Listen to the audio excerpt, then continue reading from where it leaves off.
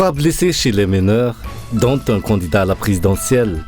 2 arrestations, des actes de vandalisme perpétrés sur les véhicules des candidats. C'est le bilan de la marche du collectif des candidats vers la place du 13 mai ce matin.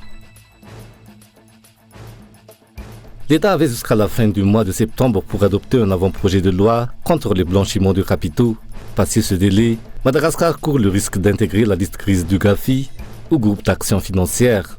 Être placé sur la liste grise du GAFI décourage les investisseurs nationaux et étrangers. Dans l'actualité internationale, le procès civil de Donald Trump et de ses enfants, accusés d'avoir gonflé de manière colossale pendant des années leur actif immobilier, s'ouvre lundi 2 octobre à New York, menaçant son empire économique et prélude d'un marathon judiciaire pour le favori des républicains à la présidentielle de 2024.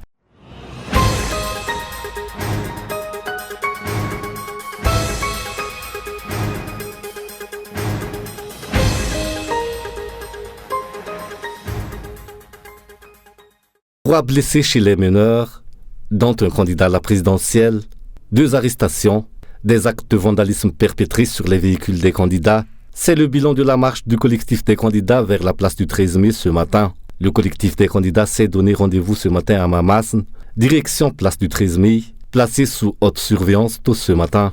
En effet, les véhicules de la gendarmerie avaient déjà investi la place, tandis que les éléments des forces de l'ordre avaient commencé à la quadriller alors que le soleil se levait à peine sur la capitale. La majorité des personnes qui voulaient prendre part au rassemblement place du 13 mai n'ayant pas pu y accéder. Elles se sont retrouvées devant le stade barré de Mamasne avec les députés et les supporters des candidats. Les forces de l'ordre ont commencé à les sacher de la place, ce à quoi les manifestants ont protesté.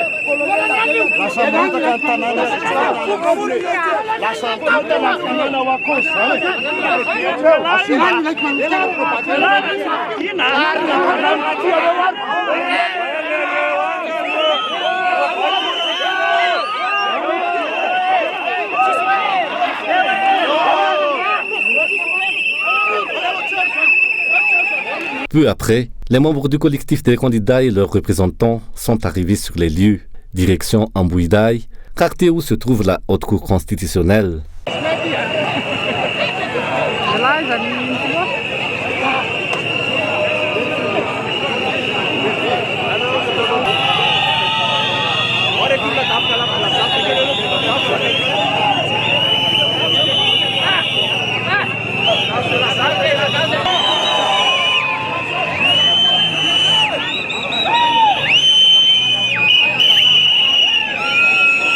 Sur le chemin vers Ambouidaï, de nombreux barrages ont fait obstacle, donnant lieu à des altercations entre les forces de l'ordre, les candidats et les parlementaires. Malgré les pourparlers engagés, les forces de l'ordre, arguant de la tenue non autorisée de la manifestation, sur la voie publique ont bloqué les manifestants, alors que ces derniers plaidaient pour une manifestation pacifique.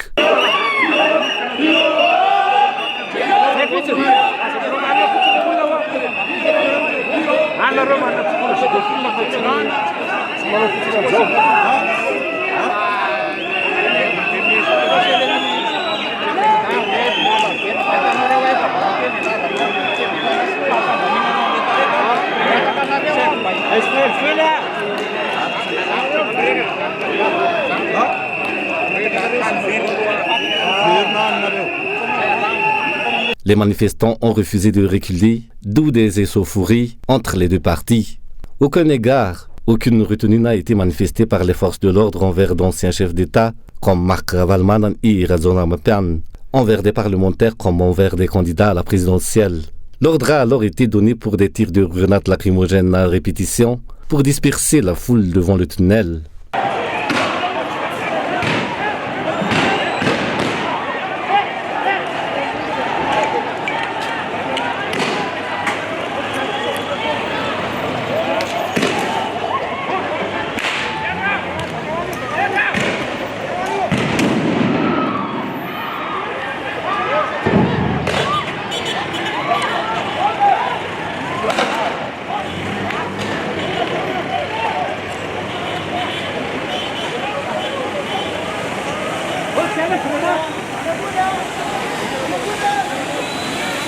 Suite à ces tirs de grenades lacrymogènes, le candidat Andra Obil, l'ancien président du Sénat Rivrakutvao et le sénateur du parti Malagas Miaramieng, Ndjinarakut Ndaimbe, ont été blessés.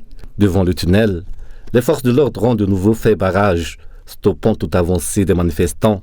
Les candidats ont souligné qu'ils ne reculeront devant rien.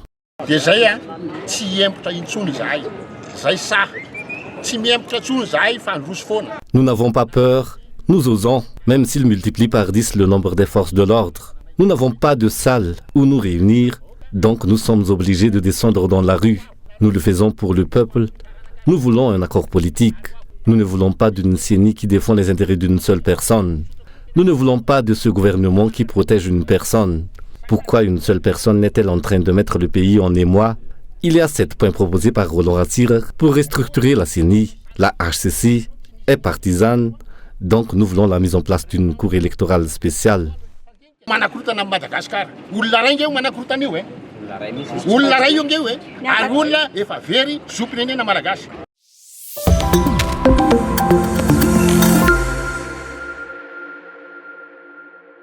Les manifestations vont se poursuivre demain sur la place du 13 mai. Les collectifs des candidats l'ont annoncé lorsqu'ils étaient venus s'enquérir de l'état de santé de l'un de leurs. Andji Robil, blessé ce matin, même si ces candidats sont des adversaires politiques, ils se sont unis pour prôner le respect de la loi dans le pays.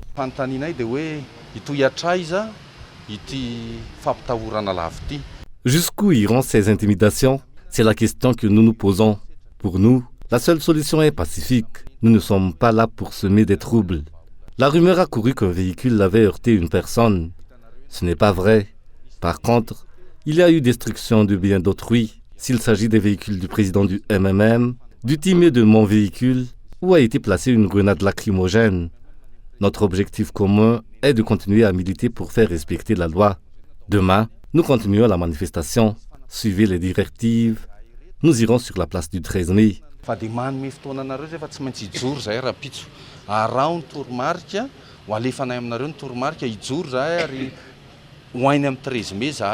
Le président du parti MMM a condamné quant à lui la violence des forces de l'ordre envers leurs compatriotes.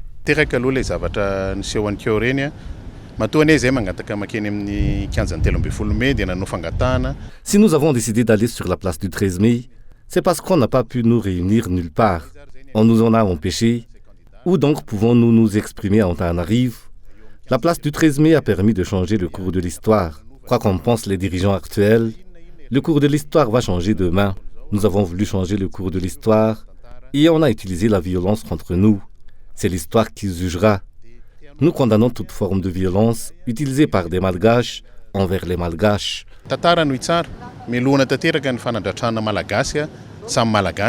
Les revendications des candidats qui exigent le respect des lois en vigueur dans le pays continueront donc demain.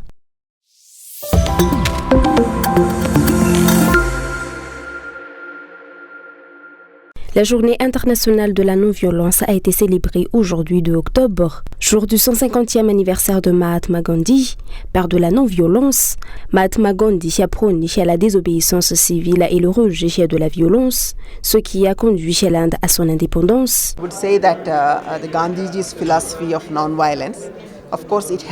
La philosophie de non-violence prônée par le Mahatma Gandhi a des racines profondes.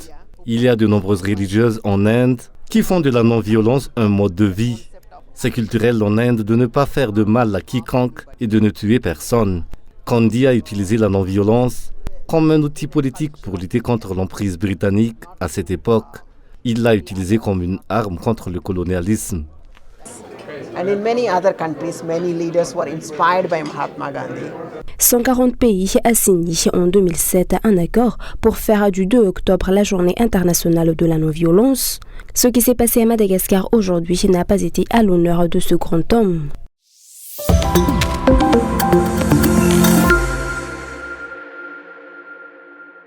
L'État avait jusqu'à la fin du mois de septembre pour adopter un avant-projet de loi contre le blanchiment de capitaux.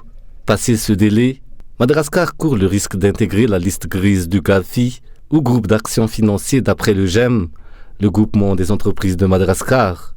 En l'absence de législation renforcée, le pays peut en effet être considéré à haut risque pour les cas de blanchiment d'argent, une situation qui porte atteinte à l'économie du pays. D'après le GEM, être placé sur la liste grise du GAFI met en péril la crédibilité du pays sur la scène internationale et décourage les investisseurs nationaux et étrangers. Déjà, nos pratiques sont peu orthodoxes, c'est-à-dire qu'elles ne suivent pas les normes des investisseurs. Notre inclusion sur la liste grise du GAFI va augmenter les risques pour Madagascar. Déjà, nous présentons des risques car nous sommes un pays fragile. Nous présentons aussi des risques vu l'existence d'intervenants qui ne figurent pas dans les structures de l'État, mais par lesquels on doit passer comme Gérard Persaud, par exemple. Les risques financiers sont donc importants. Nous allons avoir des problèmes à trouver des investisseurs sérieux, prêts à investir à Madagascar. Pour le groupement des entreprises de Madagascar, la révision de l'actuelle loi sur la lutte contre le blanchiment de capitaux et le financement du terrorisme adoptée en 2019 est impérative pour être conforme aux 40 recommandations du GAFI. Pour respecter ces recommandations, il est nécessaire d'améliorer la transparence et la traçabilité des relations économiques afin d'éviter la création d'entités fictives ou de façades. L'inscription de Madagascar sur la liste grise du GAFI risque d'entraver le développement économique en dissuadant les flux d'investissement essentiels pour la croissance économique du pays.